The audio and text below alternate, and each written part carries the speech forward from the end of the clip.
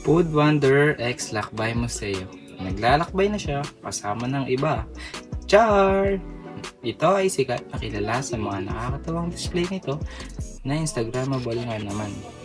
Ito ay matatagpuan sa Ayala Mall, Manila Bay sa Parañaque City. Ang Lakbay Museo ay isang experiential museo na nag-highlight sa maraming paboritong destinasyon at kultural na pagdiriwang na ginagawa sa iba't ibang sulok ng bansa.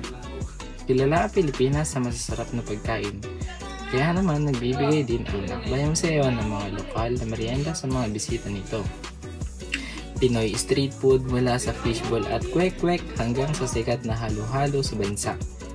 Maraming delicacy din ang pinapakita sa lugar at may humigit na 10,000 life-size na mga replika ng pagkain na tiyak na mabubusog ang iyong mata sa sarap at magaganda nilang sining.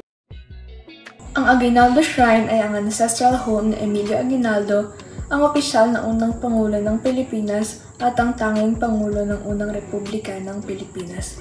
Ito ay matatagpuan sa Kawit, Cavite at dito inihayag ni General Aguinaldo ang kalayaan ng Pilipinas noong June 12, 1898. Kasabay din ito ang unang pagwagayway ng watawat ng Pilipinas at ang pagtugtog ng lupang hinirang. Ito rin ang tinaguriang House of Many Secrets. Hay nako, mga lalaki talaga. Charot! Tinawag itong House of Many Secrets dahil sa maraming lihim na daanan at taguan na matatagpuan sa loob ng bahay. Ang bahay na ito ay nagsilbing bahay panuluyan at pinagdausan ng mga okasyon at mga makasaysayang pangyayari. Sa loob ng bahay na ito ay makikita natin ang mga kagamitang ginamit ni Emilio Aguinaldo na nakatulong upang malaman ang tunay na nangyayari sa kanyang panahon. Kaya naman ito ay patuloy na pinapangalagaan at pinoprotektahan ng mga tao magpas hanggang ngayon.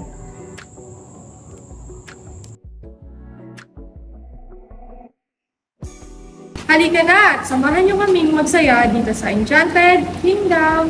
Alam niyo ba, ang Enchanted Kingdom ay ang una at tanging world-class na theme park sa bansa. Share ko lang, char! Binuksan sa publiko ang Enchanted Kingdom noong Oktubre 19, 1995. Nag-aalok ang theme park ng mga nakakapanabik na rides katulad ng Ferris wheel, Anchor's Away, Flying Fiesta at iba pa na magpapahilo sa inyo. Char! Pero totoo na may mga rides na mahihilo ka talaga.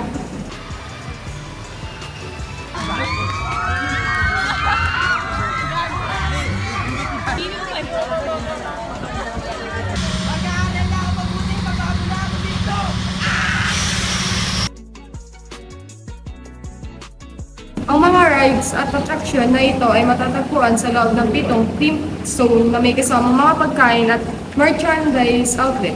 At mayroon din dito mga upuan na pwedeng tambayan at na rin ang iba't ibang game style.